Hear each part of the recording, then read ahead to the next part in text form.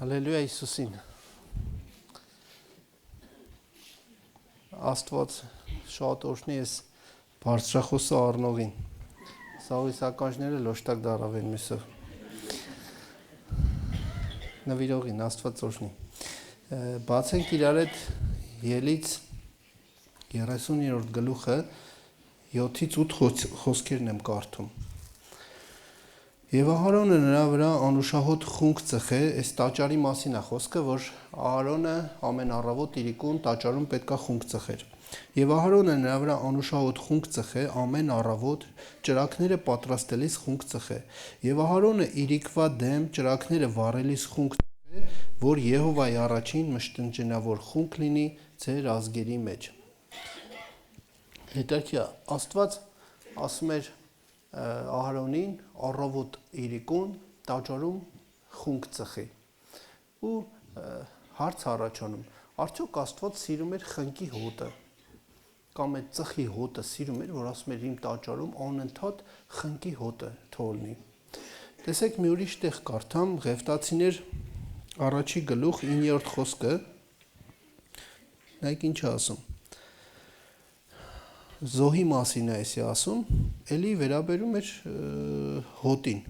բայց նրա փորոտիքը եւ ոտքերը ջրով լվանա, գառի մասին է էլի խոսքը, եւ քահանան այրե ամենը սեղանի վրա իբրև ողջակեց Եհովային անուշահոտ պատարագ լինելու համար։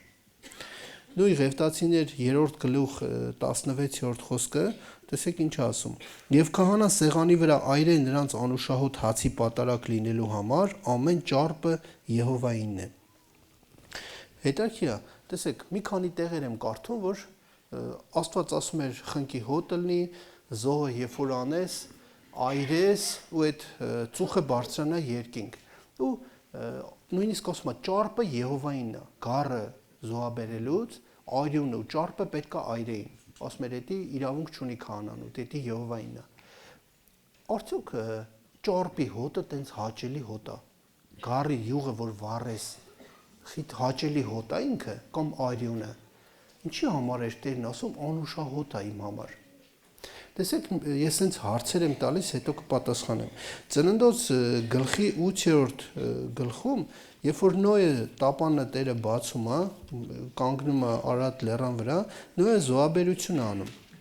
Ու այդ զոհաբերությունից հետո երբ որ ծուխը բարձրանում է երկինք, տեսեք Ծննդոց 8-րդ գլխի 21-րդ խոսքում ասում է. «Եվ Եհովան անուշ հոտը հոտոտաց»։ Նոյի արած զոհի անուշ հոտը հոտոտաց։ Ու լավ, ինչ հաճելի հոտ կար այդ զոհի մեջ, որ Տերը այդ ծուխը հոտոտում էր։ Բայց իրականում ոչ թե Տերը հաճելի էր ֆիզիկական ծուխը, որ ասում էր անուշ հոտ, այլ կար մի հատ ուրիշ ներքին բուրմունք, որ Տերը այդ հնազանդության հոտն էր առնում ու այդ էր իր համար անուշահոտություն։ Երբ որ Սամուելը այդում է Դավթին թագավորացելու, երբ որ Եղիաբը գալիս է իր առաջ, չէ, հավանում ասում է հաստատ էսի է, բայց Տերը ասում է դու որ մարդ ես, նայում ես մարդի տեսքին, ես նայում եմ մարդի սրտին։ Մենք նայում ենք արտաքին ծուխը, բայց Տիրոջը ավելի շատ, ավելի հաճելի էր այն հնազանդությունները, որ Ահարոնը, Նոյը որ կատարում էին Աստծո խոսքը, ու իրանց հնազանդությունից բուրմունք էր բարձրանում, ու Տերը այդ հնազանդության հոտն էր, որ շնչում էր ու ասում էր իր համար անուշահոտ է։ Այսօր ես խոսելու եմ հավատացյալի բուրմունքի մասին։ Ճիշտ ասած, այս քարոզը իմ մոտ ծնվավ, երբ որ Սեթրակ եղբայրը մի երկու պաշտամ կարեց, թե ծաղիկ էր բերի ու տալիս էր հոտ քաշեին, իմ մոտ այս քարոզը առաջացավ։ Օրինակ Եփեսացիներ 5-րդ գլխում, տեսեք, ինչ է ասում Հիսուսի մասին, Հիսուսի կատարած գործի մասին։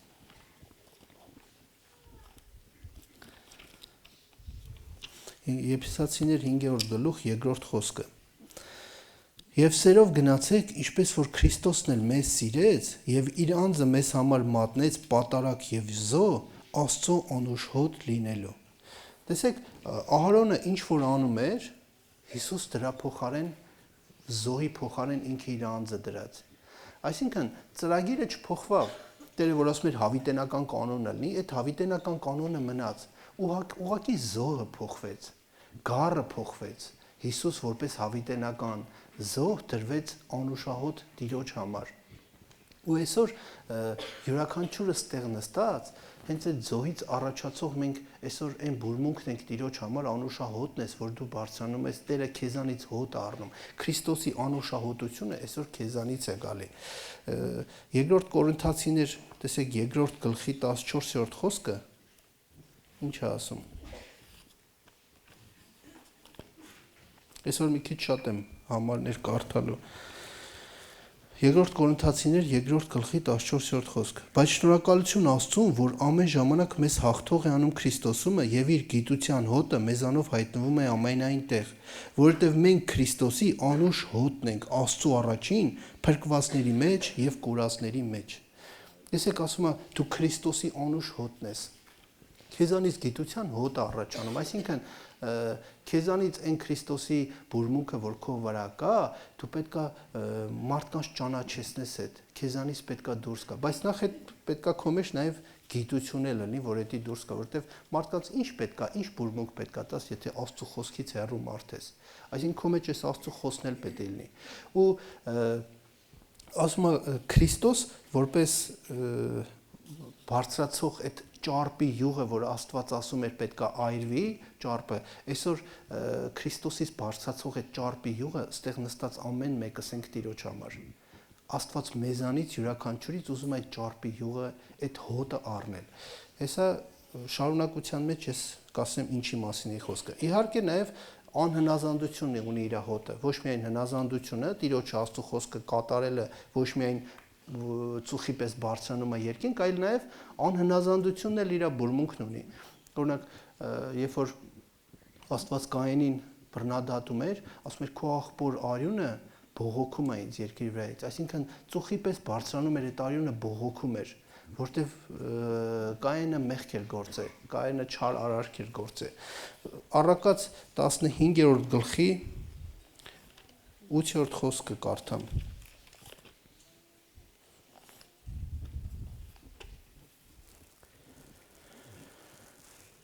Անձգամների զոհը զզվանք է Տիրոջ համար, բայց ուղիղների աղոթքը նրան հաճելի է։ Նույն Առակաց 21-րդ գլխի 27-րդ խոսքը տեսեք ինչ է ասում։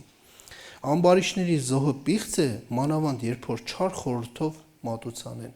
Տեսեք, այսինքն անհնազանդ մարդը կարա Տիրոջ համար մի բան անի,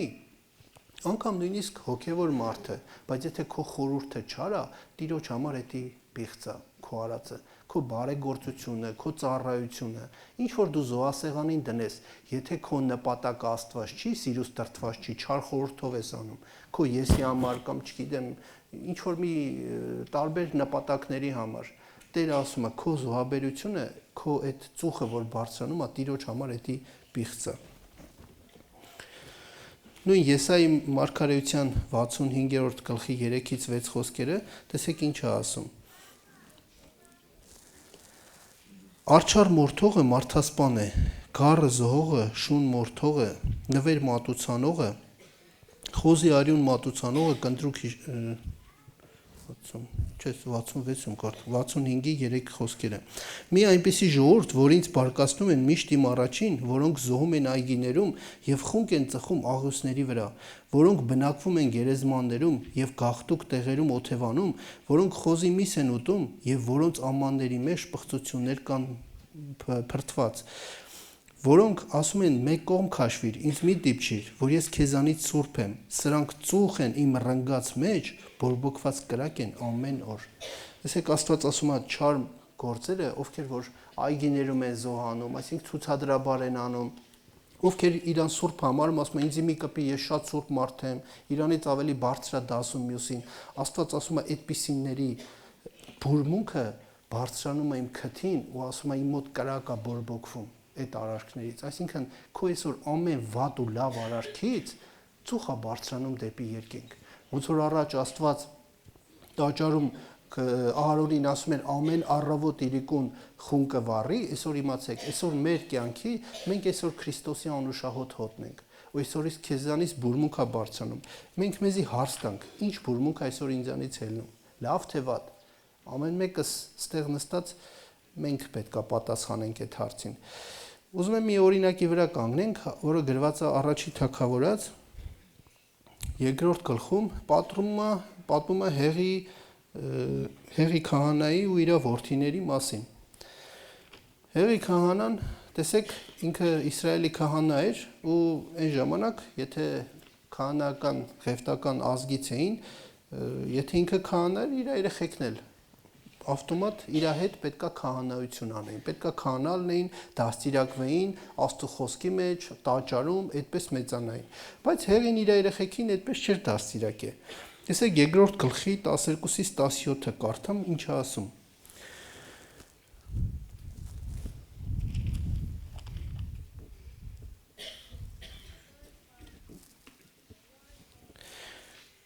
Եվ Հեղի որդիքը չար զավակներ էին, Տիրոջը չէին ճանաչում։ Տեսեք, քահանայի որդիները Տիրոջը չէին ճանաչում ու չար զավակներ էին։ Եվ քահանաների սովորությունը այս էր, ժողովրդի մասին, որ երբ որ մեկը զոհ մատուցաներ, միսը եփելիս գալիս էր քահանայի սպասավորը 3 ժանի մսահանը ձեռքին։ Դա չանգյալի պես բան էր։ Մատաղը անում էին, չանգյալը ձեռը գալիս էր։ Եվ կողում էր այն կացայի կամ սանի կամ եփարանի կամ պտուկի մեջ եւ մսահանը ինչ որ հաներ, քահանան այն վեր էր առնում իր համար։ Նրանք այսպես էին անում սելովումը բոլոր այնտեղ եկող իսրայելացիներին։ Նաեւ ճարպը այրելուց առաջ քահանայի սպասավորը գալիս էր եւ ասում. «Զոհ անող մարդին, խորովելի միս դուր քահանայի համար, որովհետեւ նա քեզանից եփած միս չի առնի»։ Տեսեք, Աստծո խոսքը ասում է ճարպը իմն է։ Ես կարդացի, որ Եհովա Աստված ասում էր ճարպը իմն է, պետքա այրես։ Բայց այդտեղ Հեղի որդիքը գալիս էին, ասում են, չէ, դա միջև այրելը, այդ յուղոտ կտորը տուր ինձի։ Եվ այն մարդը, երբ որ ասեր, թե թող հիմա ճարպն այրեն եւ հետո սրտիդ ուզածի չափար, այն ժամանակ ասում էր, ոչ հիմա տուր, եթե ոչ բռնի կառնեմ։ Եվ այն երիտասարդների մեղքը շատ մեծ էր Տիրոջ առաջին, որովհետեւ այդ մարդիկը արհամարում էին Տիրոջ զոհը։ Եվ Սամուել, այսքանը։ Տեսեք, առաջի բանը, որ ինձ զարմացրեց, քահանայի երեխեքը ոնց կարային Աստծուն չճանաչեին։ Ասում է չար մարդիկ էին ու Տիրոջը չէին ճանաչում։ Ոնց կարաս դու քո երեխեքին դաստիարակես փոքրուց, որ իրանք Աստծուն չճանաչեն, համ էլ չար մեծանան։ Հնարավոր է հավատացյալ ընտանիքում այդպես լինի։ Այսօր շատ հնարավոր է ու շատերի ընտանիքում հենց այդպես մեծանում են։ Մարդիկ փոքրուց իրանց երեխեքին բացարձակ ոչ հետևողական են ելնում, ոչ սովորեցնում են ինչ-որ բան։ Այսօր ես պատանեկան եմ անցկացնում ու տեսնում եմ շատ աղջիկներ պամադակսած գալիս են պատանեկան։ Տեսեք, որպես ծնող, լավ դու քո երեխուն տենում ես, պամադեն քսած եթում է պատանեկան։ Դու հարց չես տալի, դու այսօր ես եթում սենց, կամ պամադեն են չես քսե։ Պատանեկանին պամադա են քսում։ Որպես ծնող, երբ որ քո տղեն գալիս է տուն, դու իրիկունը մի հատ չասես, լարի մի հատ թուշը պաչեն, մի հատ էլ իր վրից հոտ առնես։ Տենաս մարդու հոտ է գալի, թե ծխի հոտ է գալի։ Այսօր շատ երեխեք պապիրոզը ծխում նոր հելնում են պատանեկան։ Էսի ես կարամ սովորեցնեմ, բայց ես ոչ մեկի ականջը ոչ քաշելու եմ, ոչ էլ դաստիարակեմ։ Ընտանիքից է դուրս գալի ամեն վատ բանը։ Մենք այսօր ինչքան էլ մեղադրենք հեռախոսին, ինտերնետին, տելևիզորին, վաղը այսօր մեկը ամեն վատ բան դուրս է գալի ընտանիքից։ Մեղավորը ես եմ։ Եթե ես հետևողական չեղա, հետո շատ ուշալնում ոնց որ Հեղին։ Իր երեխեք արդեն մեծացե, մեծ մարդ էին դառե, նոր թազա ասում էր ինձի խայտարակում եք, բայց դու ժամանակին պետք է սովորեցնեիր այդ ամենը։ Ժամանակին պետք է թույլ տայիր։ Նույնիսկ ինքը պետքա զրկեր իր երեխեքին քահանայությունից, որտեվ իրանք մեղքի մեջ են։ Աստծո խոսքը ասում էր, քահանան, երբ որ մեղքի մեջ ընկնի, պետքա դուրս գա, զոհաբերություն անի, ներվի, նոր գա իր ծառայությանը։ Բայց իրանք շարունակում էին։ Ինչի, որտեվ ամոթ էր, իր երեխեքին ոնց կարա զրկի։ Ու Աստված այն կարգի էր հոգնեի իրանցից, որ անգամ քահանան երբ որ եկավ մարգարեն երբ որ եկավ Հեղին հանդիմանելու, այնց հետարքիր մի հատ տեղ կա, ասում է հերիք չի ձեզ գիրացնեք Իսրայելի Եհովա Աստծո ընտիր զոհերովը։ Հետարքիր Հեղին ասում է ձեզ գիրացնեք, այսինքն Հեղին ինքն էլ էր հետը ուտում։ Այսօր եթե մեկի ծնողը հերը պապիրոզը ծխի, ինքը չի կարա իր երեխուն ասի հանգար չծխես։ Եթե այդ հոր վրից սիգարետի հոտը գալիս է, այդ երեխու վրից էլ է գալի, որտեղ ինքը ինչ տենալու է սովորի։ Հեղին ինքը այդ միսը ուտում էր, դրա մեջ իր երեխեքին չէր կարում սաստեր, որ չուտեն, որտեղ այդ նույն բան բերեմ, ասում էին պապջան լավ չալաղաջի կտոր են բերել յուղը վրան, այն էլ դնում ուտում էր։ Դրա համար Մարգարեն հանդիմանում ասում էր հերիք չի ձեզ գիրացնեք։ Ու իր կերած այդ ինչքան որ կերը այնքան էր չաղացի, ասում էր ծանրամարմին մարդ էր, դրա պատճառով էլ մեռավ, աթոռի վրից ընկավ, ծանրությունը այնքան ջանդակը մեծ էր, վիզը ջարդես մեռավ։ Ու այսօր քո ինչը որ քո մեջ լցնում ես, վաղը միսօր այդ քո լցնածն էլ քեզ թաղելու է։ Լավ բանով լցվար, լավը վաղը վայելելու ես։ Հեղի պես եթե որկրամոլությամբ, չգիտեմ, աշխարհացանկություններով ինչով լեցվար, վաղը միսօր էդ էլ քեզ սպանելու է, կործանելու է։ Հեղի որդիքը տեսեք ասում էին իրանք գալիս են միսը վերցնում են իրենց համար, այսինքն իրա համար էին ուզում։ Աստծո խոսքը ասում էր իրանք միսը վերցնում են իրանց համար։ Հետարքի է զոհը արվում էր Տիրոջ համար, բայց իրանք միսը վերցնում են իրանց համար։ Այսօր կա մեր մեջ բաներ, որ պատկանում է Տիրոջը, բայց դու անում ես քո համար։ Քո ժամանակը, քո հնարավորությունը, չգիտեմ, տարբեր բաներ, որ Աստված քո մեջ դրել է, որ Տիրոջն է, բայց դու անում ես քո շահի, քո համար։ Տեսեք, օրինակ հասարակ մի հատ բան ասեմ, ամեն մեկը ինչ որ մի հատ պարգև ունի իր մեջ, որ առանձնանում է, մեկը մյուսով։ Օրինակ մեկը շատ լավ կարող է լեզու ունի։ Ինքը շփման մեթոդ ունի շատ լավ։ Դու կարաս քո մտերիմին բերես իր այդ ծանոթացնես, 5 րոպեում իրանք իրար հետ ավելի մտերիմ լինեն, քան դու որ երկար տարիներ իր հետ շփվում ես։ Ու դա Աստծոց տված պարգև է։ Տերը մարդունը դրա մեջ դրել է, որ դու Աստծո գործը անես։ Ոնց որ օրինակ սամարացի կինը գնաց սա աղջյուղը հավաքեց բերեց, որ ամեն մարդ չէր կարա։ Դա պարգև է։ Բայց այսօր մարդը կարա այդ Աստծո տված պարգևը օգտագործի ոչ թե Տիրոջ ծառայության համար, օգտագործի գործի ընդունվելու համար, բիզնես տնելու, շրջապատ ձեռք բերելու, ոչ Աստծո համար։ Նշանակում է դու վարվար հեղի պես։ Աստված քեզ տվել էր, որ դու իր համար ծառայես, բայց դու քո անձի համար ես անում։ Տեսեք, վատ բան չի գործի ընդունվելը, սխալ չի փող աշխատելը, սխալ չի, չգիտեմ, հանգստանալու էթալը, բայց սխալը, երբ որ Աստծո ժամանակի հաշվին այդ ամեն ինչ անելը։ Օրինակ տեսեք, երբ որ Հիսուսը գնաց անապատ, երբ որ սոված էր, Սատանան եկավ ասեց հրամայի թույս հացը, քարերը հաց դառնան։ Տեսեք, քարը հաց սարքելը մեղք չէր, հրաշք գործելը մեղք չէր, ու Հիսուսը կարար աներ, բայց ինքը այդ նպատակի համար չէր եկել այդտեղ, չէր եկել հրաշք աներ քարը հաց սարքելու։ Մեղք էր Սատանայի ասածը անելը, Սատանայի կամքը կատարելը, թե չէ քարը հաց սարքելը մեղք չէր։ Այսօր սխալ չի գործի ընդունվելը, աշխատելը, սխալա Տիրոջ ժամանակի հաշվին այդ ամեն ինչ անելը։ Այսօր մեղք չի փող ծախսելը, մեղքա Տիրոջ տասանորդի հաշվին փող ծախսելը։ Այսինքն մենք պետք է տարանջատենք, որ Աստված ինչ էլ քեզ տվել է նաև այս երկրային կյանքում, որ դու որոշակի կարենաս վայելես, բայց երբեք դա քո համար առաջնային չլինի, քան թե Աստված։ Առաջնայինը քո համար պետք է քո ամբողջ սրտով էությամբ պետք է Տիրոջը դու փնտրես։ Եթե դու այդ տեղերը փոխես, դու ընկնելու ես մեղքի մեջ։ Երկրորդ օրինակը բերեմ Երեմիա մարգարեության մեջ, Երեմիա 13-րդ գլխի 1-ից 11-րդ խոսքը կարդամ։ Տեսեք Աստված Երեմիային ինչ է ասում։ Այսպես ասեց ինձ Տերը. գնա եւ քեզ համար մի քթանի գոտի գնիր եւ նրան մեջ կտկապիր եւ նրան ջուրը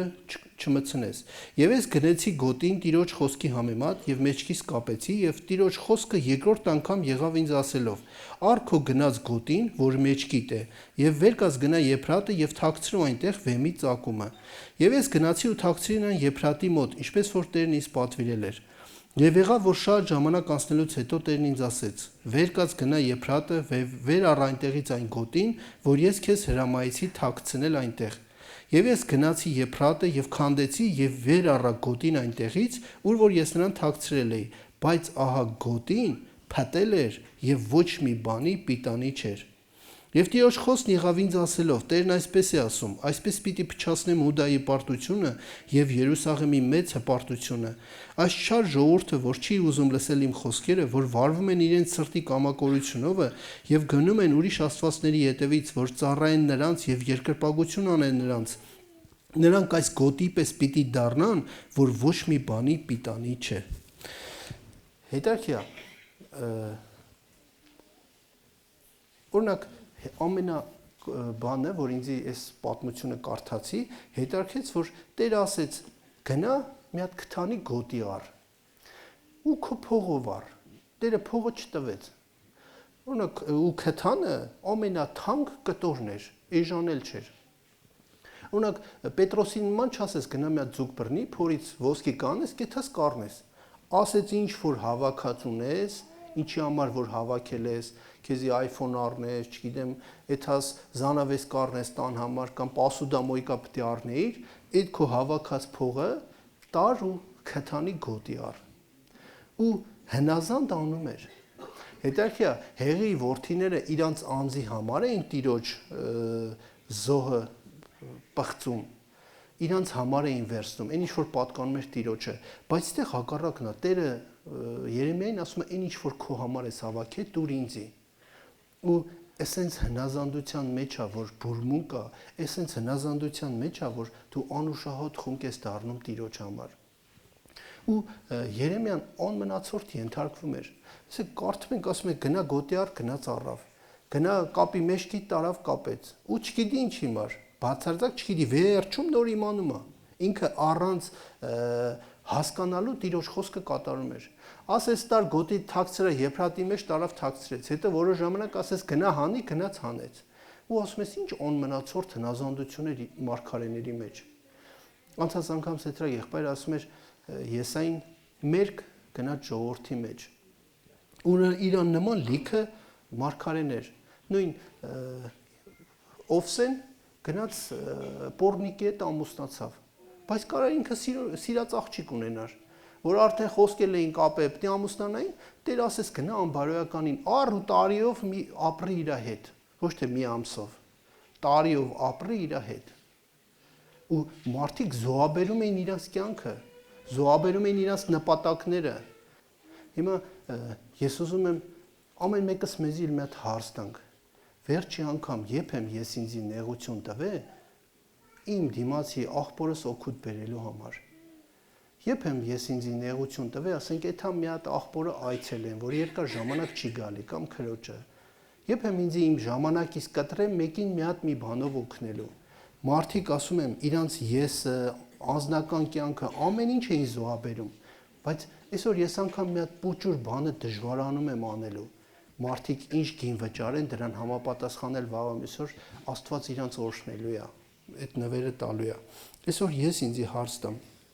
իմ հնազանդություններից ինչպիսի ծուխ է բարձրանում երկինք։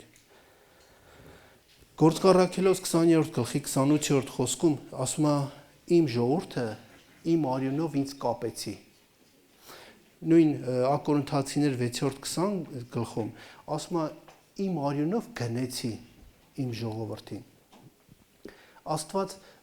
տեսեք այդ գոտիի պես մեզ կապել է իրան, իր արյունով։ Ոնց որ Երեմիային ասես գնա գոտին առ կապի մեջքի, չէ, Աստված Քրիստոս իր արյունով մեզ բոլորիս կապել է իր մեջքին։ Այսօր մենք կապած ենք իր մեջքին։ Ու հետաքրքիրն է, որ դրանից հետո, երբ որ ասում է գնա գոտին Եփրատից վերցրա, երբ որ իր մեջքից հանում դնում է Եփրատի մեջ։ Այդում է Եփրատի մեջից որ վերցնի փտած ալնում։ Ինչի համար, որովհետև Երեմիայի մեջքին կապած չի լինում, որովհետև Եփրատի մեջ ալնում։ Այսօր եթե Քրիստոսի մեջքին չես, ինչ որ միտեղ թաքցրած ես, մեր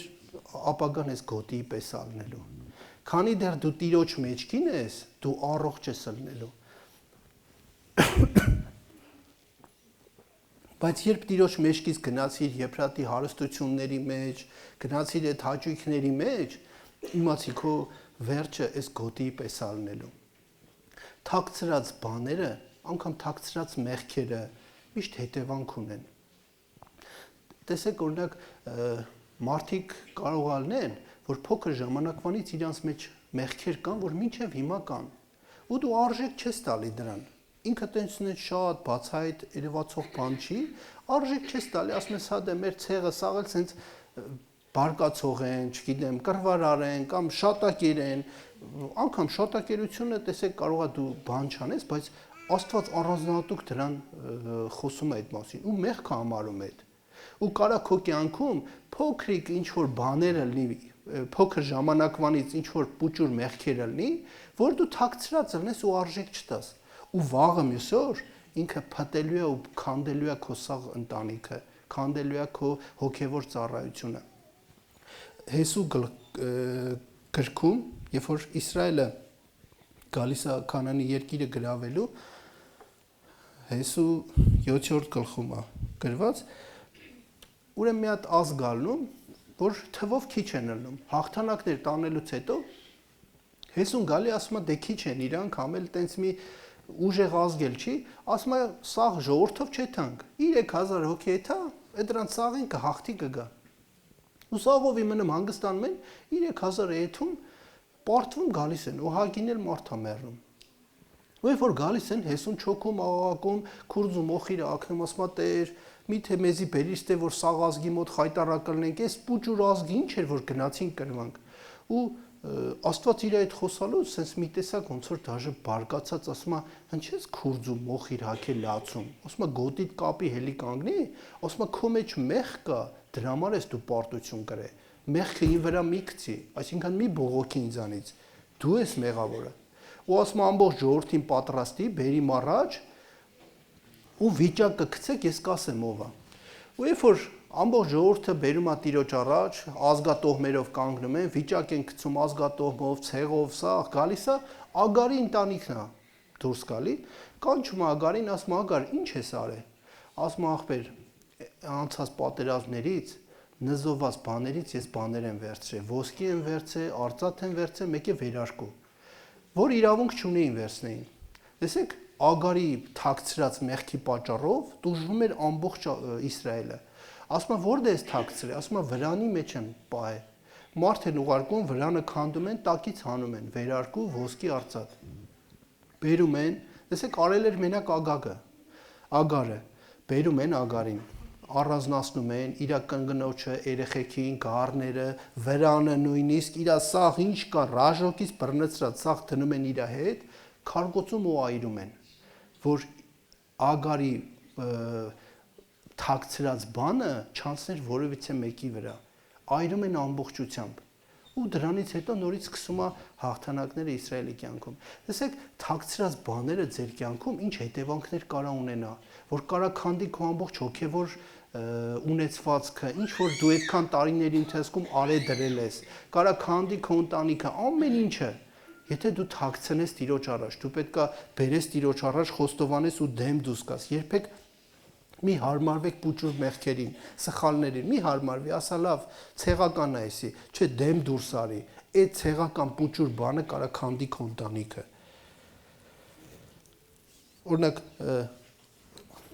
մենակ Ագարը չէր էլի, որ տենց գայթակղվավ այդ գեղեցիկ բանով, ամբողջ Իսրայելն էլ դրա մեջ էր։ Ուղղակի Ագարը այդ պահին ընկավ սխալի մեջ, ու Աստվածը տենց արեց, որ ոչ մեկ էլ այդ բանը մյուս անգամ չաներ։ Որտեվ որ տեսնում ենք անգամ Աստված Իսրայելին Եգիպտոս տանելուց, տեսեք տանում անապատով։ Ասում է քաղաքներով 11 օրվա ճանապարհ էր, բայց ինքը տարավ անապատով։ Ինչի համար, որտեվ քաղաքներով այնքան գեղեցիկ բաներ կար, որ ոնց որ Ագարը տեսավ գայթակղվավ, ամբողջ Իսրայելը այդ գեղեցիկ տեսարան, գեղեցիկ հաճույքները, քաղաքները, որ տենար, կարային մնային ընդե ու չեթային Քանանի երկիր։ Ու դրա համար Աստված տարավ իրանց անապատով, որ ոչ մի գեղեցիկ բան չկար, որ անապատում իրանց ամբողջ փափագը մենակ Աստվածը լներ, ուրիշ ոչ մի բանը, որտեվ իրականում այս աշխարհի ցանկացած գեղեցիկ բանի մեջ համ ու հոտ չկա։ Առաջին մարդը, տեսեք, նույն Ադամն ու Եվան, չէ, խապնվան տեսքին, իրանք խապնվան այդ արտաքինին, բայց դրա մեջ արդյոք կար համ ու հոտ։ Իրականում չուտելու մեջ կար համ ու հոտ, քան թե ուտելու մեջ։ Ես օրինակ հիշում եմ մի անգամ հարսանիքի գնացինք, մի հատ շատ գեղեցիկ զալ էր, դրսից արտաքինից արձանիկներով, բաներով շատ սիրուն։ Մեջն էլ մտանք էլի սենց վերջին ճիչով ռեմոնտ արած, սարքած, սեղանն էլ շատ գեղեցիկ դրած, բայց ամենա համով բանը, որ կերանք դուրներս եկավ, էդի անձեռոցիկն էր։ Ոչ մի բանի մեջ, ոչ համ ու հոտ կար, ոչ բան։ Այսինքն, այսօրվա աշխարհային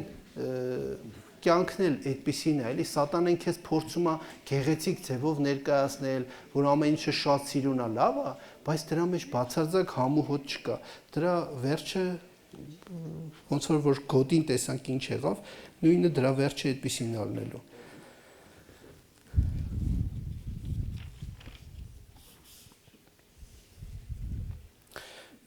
Ու տեսեք մեջքին, Քրիստոսի մեջքին կապված լինել նշանակում է իրականում եկեղեցու մեջքին կապված լինել, որովհետև Քրիստոսը ասում է գլուխն է, իսկ եկեղեցին մարմինն է։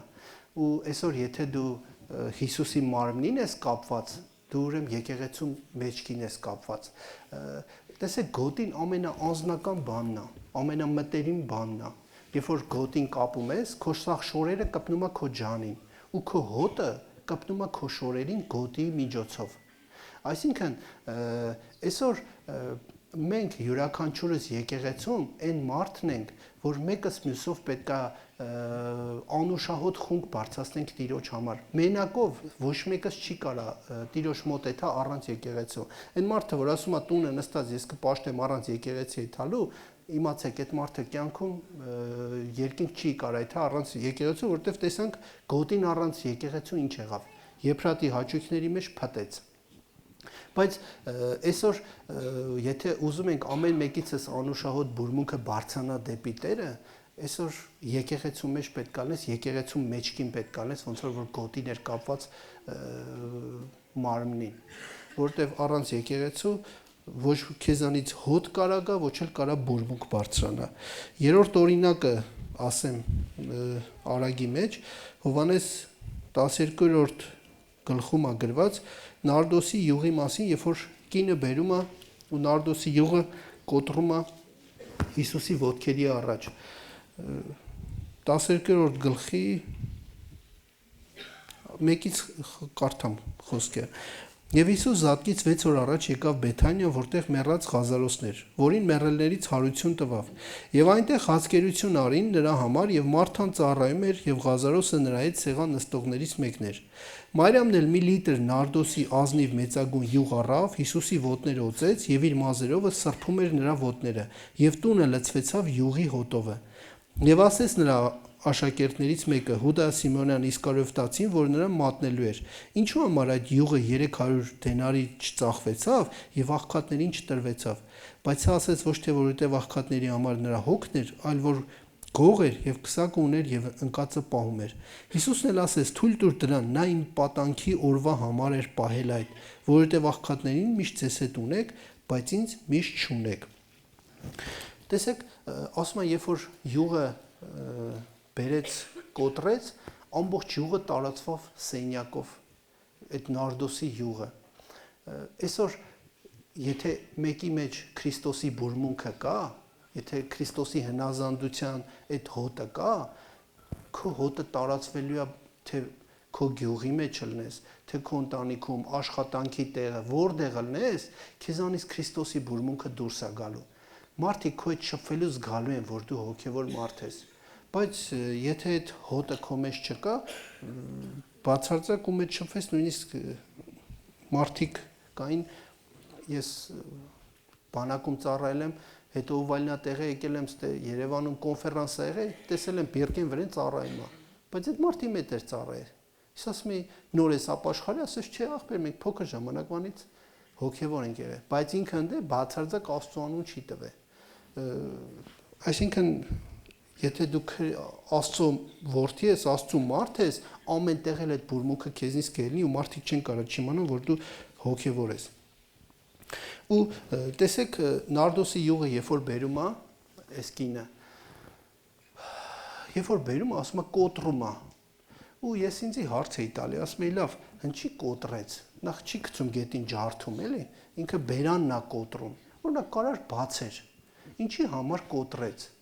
Կինը բերանը կոտրում է, որ էլ հետ դարձի ճանապարհ չլինի։ Որ չմտածի, լավ, մի լիտր էր, կայնի 200 գրամը լցեմ, հետո մնացածը կպահեմ, յան ես քանխի եմ լցում։ Այսինքն ինքը կոտրեց, որ ամբողջությամբ իր մեջ արդեն ասի, էսի Հիսուսինն է, էլ ես չեմ կարա պահեմ։ Այսեք օրինակ Անանիան ու Սափիրան, երբ որ ծախեցին, չէ՞ արտը, կարող է իրանք էլ սկզբից մտածում էին, սա տալու են եկեղեցուն։ Բայց երբ որ ծախին, բերին տուն, փողը հաշվեց, փողը կպավ իր մատներին, հոտը տվեց քթին, ասեց թե կարանք կեսը տանենք, էլի խի ամբողջությամբ տանք։ Իրանք այս կնոջ պես չկոտրեցին իրանց զոհը։ Իրանք ուղղակի բացեցին, որ կարային այնպես անեին, որ հետդարձի ճանապարհ էլի չունեին կնոջ պես։ Մի հատ եկեղեցուց եղբայր կանչեին, այդ առու վաճառքի վաղ փողը միանգամից տային իրանց։ Իրանք չվերցեին, բայց իրանք դες շարեցին։ Բայց այս կինը ինչ ուներ ու այս Նարդոսի յուղը այն ժամանակ պահում էին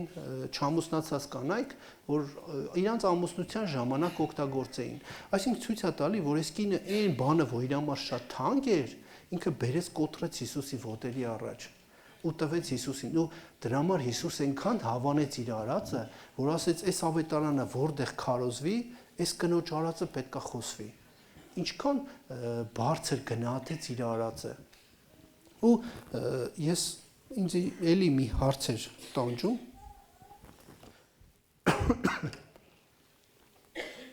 Թե ինչի համար Հիսուսը ասեց, էսի պահել էր իմ մահվան օրվա հիշատակի համար արեց։ Որ կարդում ես Մատթեոսը, Մարկոսը, այնտեղ Հիսուս ասում է, էս ինքը արեց իմ մահվան հիշատակի համար։ Ու ասում է Նարդոսի յուղը ինչ կապ ունի մահվան հիշատակի համար։ Հիսուսի մահվան հետ։ Բայց երբ որ կարդում ենք, տեսնում ենք, երբ որ Հիսուսը մահացավ, կանայք երբ որ շաբաթ օրը ալնում, այդ օրը չեն կարում էթան, հաջորդ օրը Կիրակի օրը հելնում են էթան, որ յուղով օծեն, Հիսուսը հարություն առած ալնում։ Ու Հիսուսի մարմինը տենց էլ ոչ մեկ չի օծում։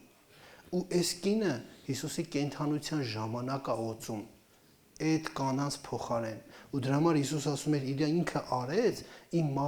ասում է դաժե Հովհաննեսի մեջ ասում էր, պահել էր իմ պատանքի մահվան օրվա համար, բայց իմ կենդանության ժամանակ բերեց։ Ու ես հարց էի տալի, ասում էի, լավ, արդյոք կինը իմացավ Հիսուսի ծրագիրը ու շուտ բերեց։ Բայց իրականում չիմացավ,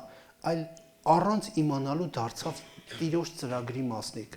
Ոնց որ Մարգարեն ենթարկվում էր Երեմիան հնազանդվում էր առանց հասկանալու, ասում էր, այս ինչ բանը տար գոտին կապի, տար թաղի, առանց հասկանալու անում էր, կինն էլ առանց հասկանալու դարձավ Տիրոջ ծրագրի մասնիկ։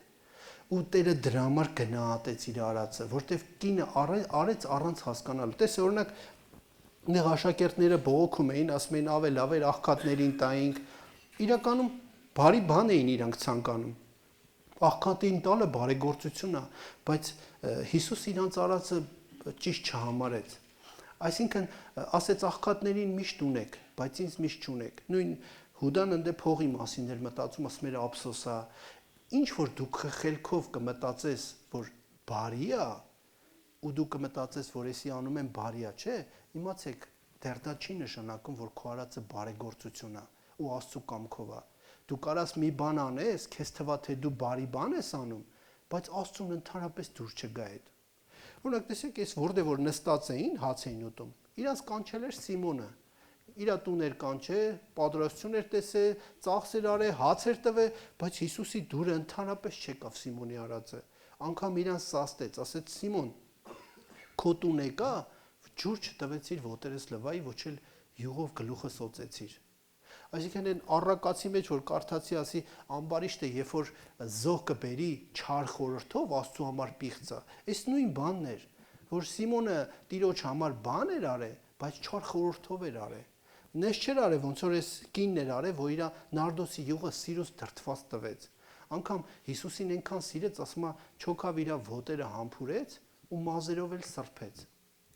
Այդ սենյակում միակ մարդը, ում վրայից Հիսուսի հոտն էր գալի, դա այդ կինն էր։ Սիմոնի աշակերտների վրից խաշի, չգիտեմ, խաշլամի ինչ էին կերել, այդ հոտն էր գալի։ Միակ մարդը, որ Հիսուսի վրայի նարդոսի հոտը գալիս էր նաև իր վրայից, դա այդ կինն էր, որտեղ համբուրեց Հիսուսի ոտերը, իր մասերով էլ սրբեց։ Այսինքն այնքան հավանեց Հիսուսի իր արածը, ու ասում եմ, ես այնքան էի մտածում, ասում էի, լավ, Տերը ինչի համար հավանեց իր արածը, որտեվ այս կինը Տիրոջ ծրագրի մաստիկ դառավ առանց հասկանալու։ Մարգարեները ոնց էին Տիրոջ գործը անում առանց հասկանալու, ու Աստված իրանց հնազանդությունը մեծ էր համարում։ Տեսեք, օրինակ Աբրահամը Աստծո խոսքն ասում է դուրս ելավ Քանան գնալու առանց իմանալու թե ուր է եթում, ու Աստված, տեսեք, Աբրահամին ամենամեծ օրհնությունները տվեց։ Մենք այսօր մեկս մյուսին, որ մի հատ լավ բան ենք ցանկանում, ասում ենք Աբրահամի օրհնությունը գա քո վրա։ Այսինքն ամենամեծ օրհնությունն է դա։ Աստված այնքան հավանեց Աբրահամի քայլը, որ ինքը մի բանը արեց առանց հասկանալու, բայց Աստծո խոսքը կատարում, Աստված օրհնեց իրան։ Նույն ձևի այսօր, եթե քո կյանքում բաներ կլինի, որ դու չես հասկանա դա, բայց դու կանես, քանի որ Աստծո խոսքը կա, իմացի, այս կնոջ պես Աստված հավանելու է քո արածը։ Ես օրինակ ուզում եք մի հատ հիմա մեր մեջ օրինակ բերենք, տեսեք, հիմա մենք ասում ենք պետքա կինը գլխաշոր գցի, չէ՞։ Ասում ենք պետքա կինը չխոսա, քարոզ չանի, ու լիքը նման բաներ հաղորդության ժամանակ ոտնալվարի։ Հիմա դու կարաս տելևիզորով նայես, տենաս կինը քարոզ անում առանց գլխաշորը գցելու, ու օրհնված պաշտամունք է։ Լիքը քարոզիչ կանայք կան Ամերիկայում տարբեր տեղեր, մեկ Կատրին Կուլմանից սկսած։ Ու հարցը ծագում ասես լավ, բա ո՞նց է լավ, եթե գլխաշոր պետք է չգցվի կամ կինը չխոսա, բա ո՞նց է այս մարդը անում ու Աստված օրհնում է իր գործը։ Բայց մի հատ օրինակ բերեմ իմ կյանքից։ Մի անգամ գնացի գործի տեղ, աշխատողներից մեկ եկավ, ասեց կոֆե բերեմ խմելու, ասի հա, ասի ինչ կոֆե, ասեց ինչ կոֆե կխմես, ասի առաջինից մի շարիկ, այդ առաջինը կոֆեի տեսակն է, այդ շարիկն էլ քաղցրությունն է, ասի առաջինից մի շարիկ, սխմի բեր, գնաց բերեց, այդ իմ ասած կոֆեն քիչ էր լցում, տեսա լիքը կոֆե է լցած, մի հատ էլ կումարի շորբատ, ասի ես ինչ ես բերել, բա երկրորդից 3 շարիկ, ասի ես քեզ ինչ ասի, ասում եմ դու ասիր առաջինից մի շարիկ, բայց գնացի ինձ Անդոն ասեց ինքը երկրորդից 3 շարիկ է խմել։ Ասի, այսինքն Անդոն ավելի լավ գիտի, քան թե ես։ Ու հետաքրքիր գիտեք որն է, որ այսօր վաղը միսօր եթե մենք կանգնենք Աստծուն, ասենք Տեր, դու հա գրել էիր այտենց, բայց ես տենում էի, որ մարդիկ առանց գլխաշորի լավ էլ քարոզ էին անում, օրհնվում էր, էս էր ելնում։ Ոնց որ հիմա ձեր համար է ծիծաղալու, վաղը միսօր հեշտակներ են ծիծաղալու։ Որ Աստված ասելու է իմ խոսքը գրված դու ում ես լսե կամ ուրիշին ինչի համար ես լսե։ Ասեք, Աստծո խոսքը դա մի բանաձև է, որ ինքը անփոփոխ է։ Ինչ թվեր ուզում ես ամբողջական, ինչ թիվ ուզում ես տեղադրի, բանաձևի մեջ դու պատասխանը ստանալու ես։ Նույն ձևի Աստծո խոսքը եթե դու կատարեցիր, անհնար է ինչ ձևի, ինչ կյանքով ապրի, ոնց ուզում ես արա, եթե դու հնազանդվար, դու պատասխանը ստանալու ես։ Եգիպտոսում երբ որ Աստված ասեց բոլոր իսրայելացիների, ասում եմ Աստված, Փարավոնը, երբ որ ասեց բոլոր իսրայելացիների արու զավակներին գցեք ջուրը, Եգիպտոսի մանկաբարձները վախեցան ու չգցեցին։ Ու Աստծո խոսքն ասում է, որ Աստված օրհնեց մանկաբարձներին ու իրանց լիքը տներ սարքեց։ Տեսեք, Աստծո խոսք կատարեցին առանց հասկանալու ու իրանց կյանքում օրհնություն եկավ։ Երբ որ Իսրայելը մտնում է Քանանի երկիր, Գաբավոնացիներ են ելնում, որ գալիս են վատ շորեր են հագնում, երեսները սևցնում են, ուտելիք են վերցում, գալիս են Հեսուի մոտ, ասում են մենք հեռու տեղերից ենք եկել ենք համերաշխություն կնքենք քո հետ, որ վաղը միսօր մեր վրա էլ չհարցակվես, գիտենք, որ այս սա Քանանը քեզ է տալու։ Հեսուն ասում է, բայց ես ինչ իմանամ, որ դուք հեռու տեղերից, կարող ես տեղանքից եք, ասում է, չէ, դա մեր վիճակը տրեխներ ենք հագել, մենք հեռու տեղերից ենք եկել։ Հեսուն էլ իրանց տեսքին նայելով խափնվում է, երթում է անում, որ իրանց բան չի անի։ Հետո անցնում է որոշ ժամանակ տերում այ մարդ կողի գյուղից էլ իրանք։ Կանչում ասում են, չի ինձ sense խափիկ, ասում է, դե մենք գիտենք, որ սա երկիրը վերցելու էր դրա համար։ Ու Տեսեք, Հեսուն իր խոսքը տվածը պահում է, Գաբավոնին ձեռ չի տալի։ Անցնում են տարիներ, Սավուղ թագավորի օրոք, Սավուղը դնում սկսում է ցեղասպանություն անել Գաբավոնացիների մեջ։ Ու ահագին մարդ է սպանում, կին ու երեխա։ Երբ որ Սավուղը մեռնում, իր երեխեն մեռնում, իր ընտանիքից մարդ չի լինում, Դավիթ թագավորի օրոք, լնայք ինչքան անց է, Աստված 3 տարի սով է բերում Իսրայելի վրա։ Ու Դավիթը հարցը տալի, ասում է, Տեր, ինչ ենք արել, բայց մենք սաղ նորմալ, հնչի 3 տարիսով, ասում է, որովհետև Սավուղի օրոք, Սավուղը Գաբավոնացին, որ Հեսուն խոսք էր տվել, Սավուղը ցեղասպանություն արեց ու դրա պատճառով հիմա դուք քաշում եք։ Պատկերացնում եք, Աստծո խոսքը ինչքան սենց անփոփոխ բան է, որ դու ասիր վերջ պետք է անես, եթե կատարեցիր կօրհնվես, եթե խախտիր կմահանաս։ Ու Դավիթը կանչում այդ Գաբավոնացին, ասում է, ինչ եք ուզում ձեր համար անենք, որ Տիրոջ բարկությունն է թա։ Ասում է 7 հոգի մարդ տվեք Սավուղի, հետո որ ուզում էր մեզի բնաջնջեր, Սավուղի տնից 7 հոգի մարդ տվեք, մենք կախենք, որ սիրտներս հովնա, ոչ ոսկիապետ, ոչ արծաթ, 7 հատ իր սերունդից մարդ։ Ու Դավիթը տալիս է տենց էլ լնում է։ Ու երբ որ իրանց Աստծո, չգիտեմ, ոնց որ այդ ծխի պես Գաբավոնացիների բողոքը բարձրանում էր դեպի Աստծուն, դրանից հետո դադարում ու Աստծո բարկությունն էլ է դադարում։ Տեսեք, մի ուրիշ օրինակ ասեմ, երբ որ Աստված Մովսեսի հետ խոսում էր ու ասում էր պետք է այդտես Եգիպտոս, որ Եգիպտոսից Իսրայելին դուրս անես, երբ որ Մովսեսը լացում ասում է չեմ ուզում, բայց Տերը բարկանում ասում է լավ, կեթամ, գալիս է իր աներոջը ասում է Տերը ասել է պետք է եթաս, իր կնոջ երեխեքին վերցում է այդումա, ճանապարհին ասում է Եհով Աստված գալիս է Մովսեսին սպանի։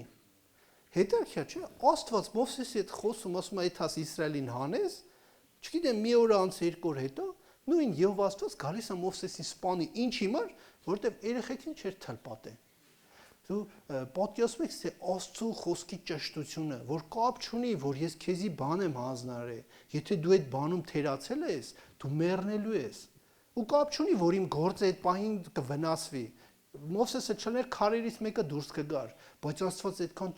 ճիշտ էր։ Ու իր կինը իմաստություն առնելով Սեփորան վերցում երեխեքին թլպատում, Աստծո բարկությունը եթում է Մովսեսի վրայից։ Այսինքն այստեղ ցույց է տալի, որ Աստծո խոսքը ինչքան ճշմարիտ բանաձև է, որ եթե դու հնազանդվում ես, օշնությունը գալիս է քո կյանքում։ Եթե դու դեմ ես կանգնում դրան, հակառակ բանը կլինի քո կյանքում։ Տերը այնքան Հիսուս այնքան հավանեց Նարդոսի յուղը կնոջ արածը, որ անգամ պաշտպանեց բողոքողներից, անգամ աշակերտներից պաշտպանեց, որ իր ընտանիքի անդամներն էին։ Երբ որ բողոքում էին, ասում էին ափսոս էր, հնչի էսի արեց աղքատներին կտեք, Տերը այդ կնոջը պաշտպանեց, պատկերացնում եք, իր աշակերտներից պաշտպանեց, թիկուն կանգնավ այդ կնոջը, այդքան հավանեց իր արածը։ Այսօր եթե անմնացորդ Տիրոջը կհնազանդվես, եթե Աստծո խոսքը կկատարես, կարող է անգամ քո եկեղեցին էլ քեզ դուրս գա, բայց այդ ժամանակ Տերը հաստատ քեզի թիկուն կա կանգնել։ Քո ընտանիքի անդամները կարող է քեզի դեմ դուրս գան, քո հարազատները, քո ընկերները, բայց այդ ժամանակ Տերը քեզ պաշտպանելու է, որովհետև անմնացորդ դու Աստծո խոսքն ես կատարում։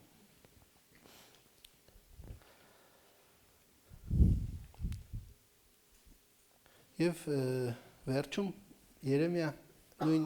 Երեմիայի մարգարեության մեջ այդ հատվածը չկարդացի 13-րդ գլխի 7-րդ խոսքում ասում է երբ որ այդում է